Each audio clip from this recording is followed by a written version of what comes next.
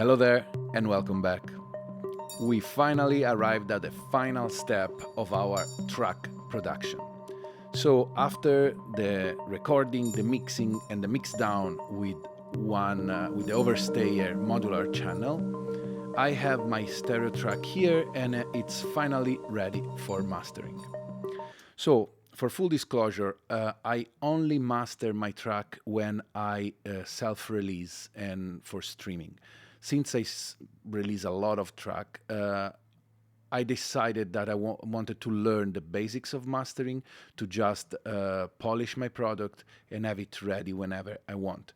But if I will release on physical support like vinyl or cassette, because right now we're releasing cassette again, I always like to involve another pair of hair of a professional that knows really what he's doing, because whenever you work next to a pro, you can actually learn a lot about the problem that can happen in your mix or in your track. So I recommend you to use a professional whenever it's really needed. But I also like to think of the mastering phase as another creative phase, because I know the kind of vibe I'm going for, and I did the entire production by myself, so I like to take that risk sometime and have fun with it. Until now, I always mastered with single plugins, mostly were UAD, but a few weeks ago, Izotope sent me their Ozone Pro suite, and since that moment I started really liking using that, because basically in one single plugin you will have all the tools you need to master your track. So it offers all the EQ, the limiter, all the stuff you need, and also it has a very fun function that is the mastering assistant that actually listen to your track and put a certain amount of create a chain, and you can start from there and then tweak. So let's start checking out my track. Here it is, and let's open Ozone. So when you open Ozone, this is what you see. Now, first, I like to mix down my track not very loud, so I have more room to push it with the limiter or maximizer, whatever you want to use. So my track has a couple of parts that are more quiet, and then these two middle section, and this one. This one is where I push the kick a lot, and you can feel there's kind of muddiness there, so it's probably something that we will have to correct. Now I will have to tune down a little here, even if you're not supposed to, because otherwise I didn't find a good way to record that and my voice, and I want you to hear what I'm saying. So you can start with the Master Assistant, and it's a fun, it's very easy, but I would like to go first with what I usually use for a mastering session. So I usually start with a limiter. I like the vintage one. So since I will use for streaming, I will put the ceiling to -1. You can use -0.1 if you, for example, go in CD, but right now nobody do that. Anyway, so that's how I start. And then I push the threshold.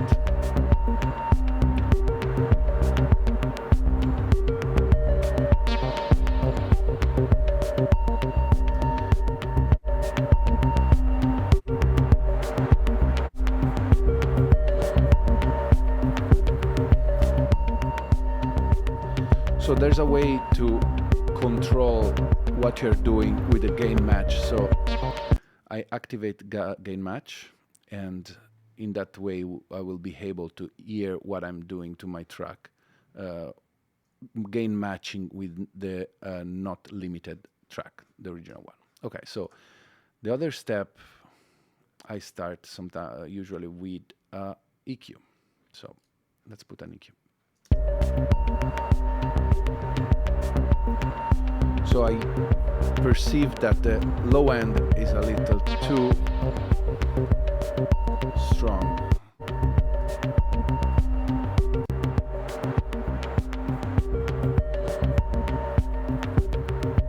So first I will put a cut there, and I think I'd like to put a Baxandal EQ on the high end to open a little.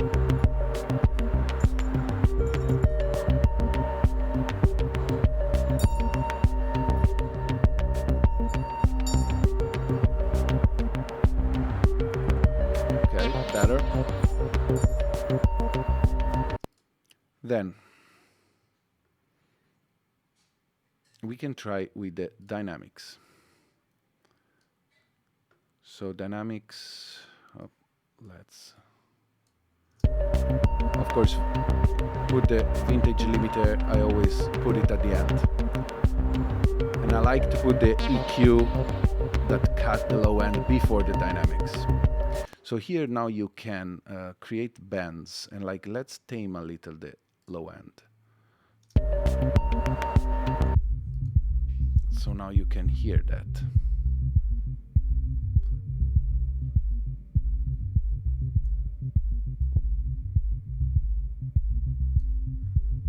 Okay.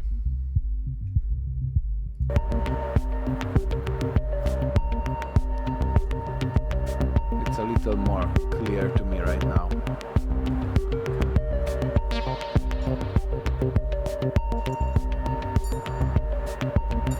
I like also to check the imager to see if I can expand my stereo field.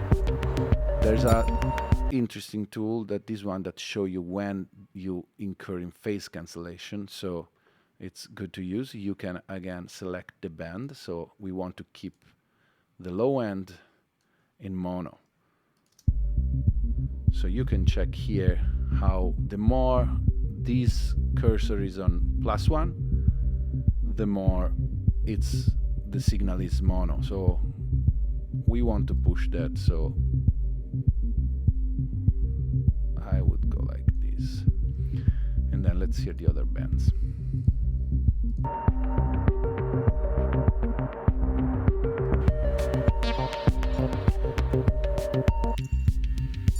This one I would like to open a little more.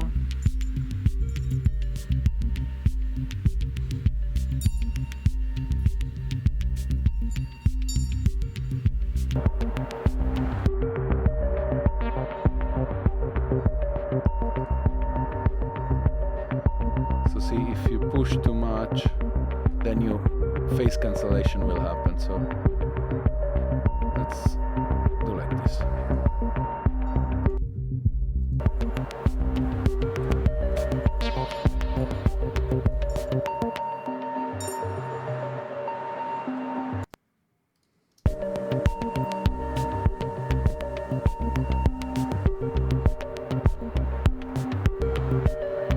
So we already opened up a little. I think now we want to have a little more low end. So let's add another EQ.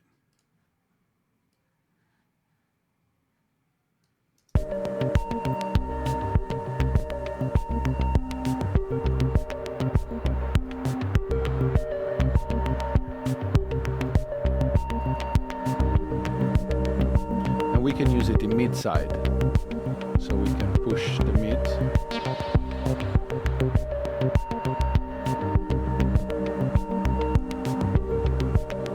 And the side we can open a little the high hand again. Let's try with a pedal.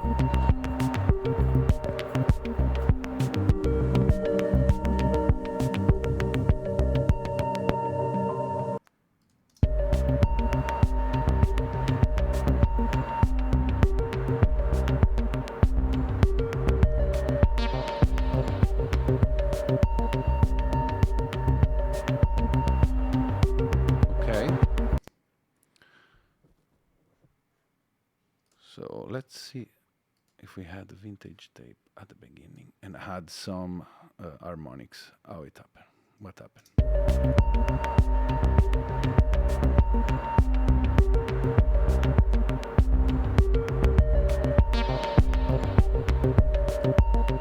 You make it a little warmer. I like it. You can solo each of these parts if you want.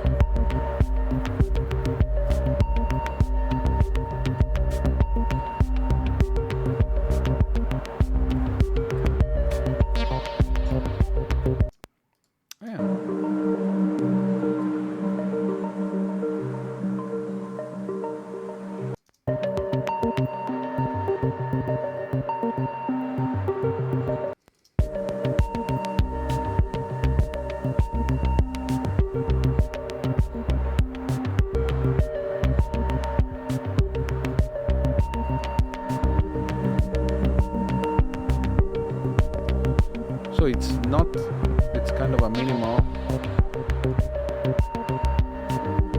but to me it's more open and I like it better.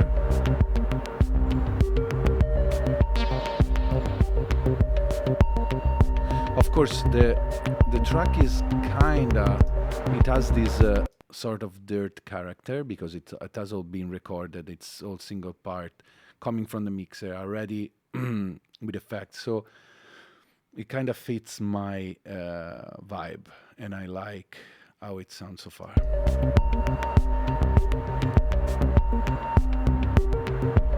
And I think this could be it for me. But now, just to check how it works, let's try the master assistant approach. So we can save this one. Let's open another instance of Ozone. And let's try with the master assistant. And I'm sure it's gonna do a better job than I did. So you select what kind of mastering you're looking for. Let's say modern, manual. You can match to a reference and a cue. Let's say intensity medium and streaming as a destination. Once you play next, you just play the audio and wait.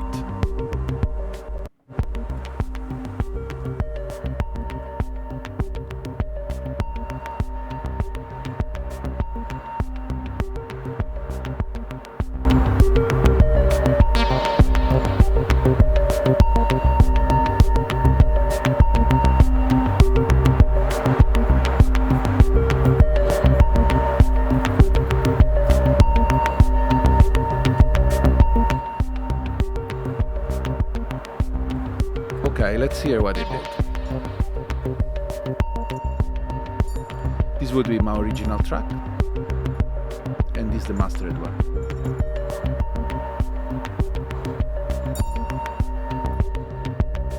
So as you can hear, it open up too. It sounds pretty nice. Let's hear my mastering here.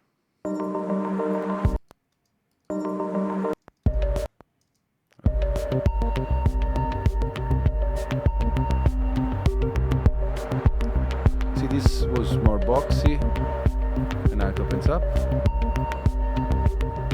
Not that far away.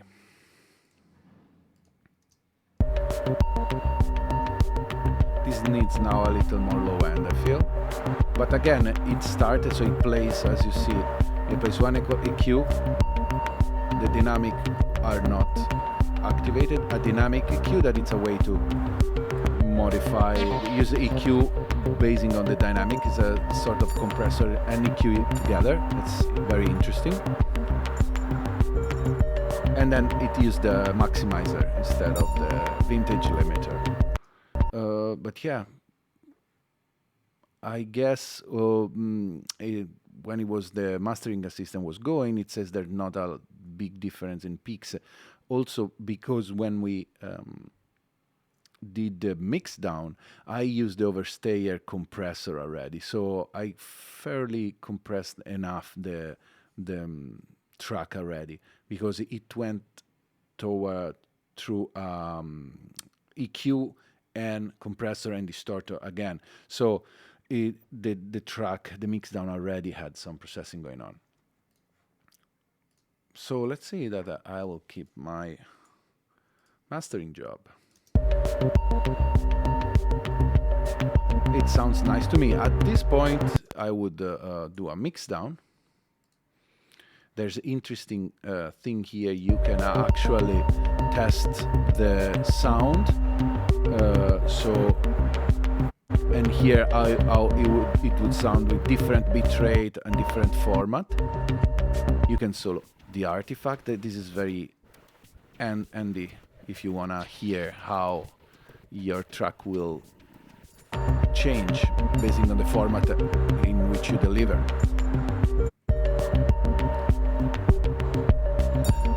But yeah, so that would be it. Then I would probably save this session or a preset, whatever, and then do my final bounce. So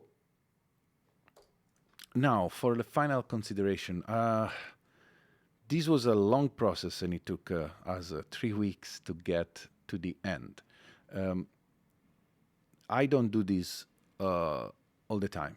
Most of the time, I just record my stereo track, and I do just a little of mastering, and I'm happy with it. So there's no good or bad. I prefer the organic way on recording a full performance, because I like to limit myself with my hands and what I feel in that moment.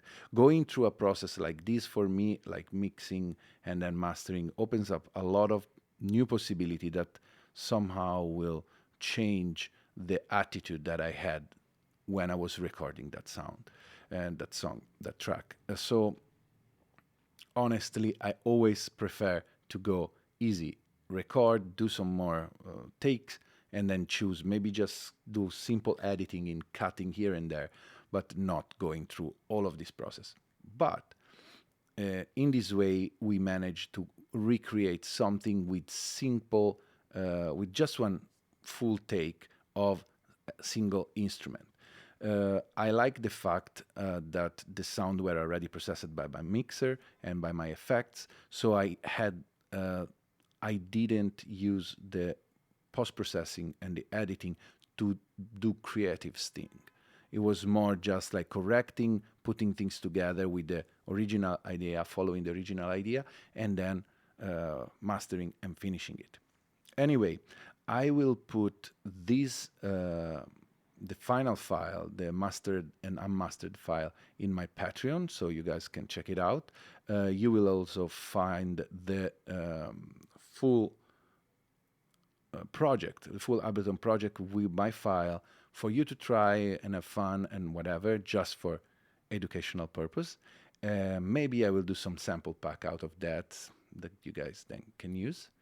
But yeah, I'm glad we finished this long, what it was, tutorial, class, show off, I don't know. But then now, next week, we'll go back on real instrument and a real video with some hands-on stuff. I have a few new instruments that I want you to see. And yeah, I guess I'll see you next week. Thank you very much, and don't forget to subscribe. Ciao.